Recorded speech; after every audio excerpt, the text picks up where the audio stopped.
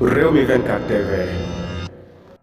Bismillah dal leen ak jàmm ci xibaar samedi 16 décembre mu mel ne rek tey magi Pastef yi ñoo demoon rek seeta ji ki nga xamante ne rek moom mooy Cheikh Bara Ndiaye mu doon loo xamante ne rek ñu bari ci patriotes yi ña ngi koy rafetlu di wax ne rek Ousmane Sonko rek moo mën a boole ndax kat moom moo boole ñii ñëpp ba ñuy ànd nekk benn képp ku baax rek daal yaa ngi ànd ak Ousmane Sonko mu mel ne Cheikh Bara Ndiaye mi da cee fës ndax kat ñëpp rek ñoo ko bëgg rawatina nekk ñi nga xamante ne rek mooy waa opposition bi kon daal magi Pastef yi tey ñoo demoon rek visite gi nga xamante ne rek moom mooy Cheikh Bara Ndiaye borom def gis nga xamante ne rek réewum Sénégal jamono yi ñëpp ko xam rek ngir ay révélation yu am solo tombé ak tey jii di 16 décembre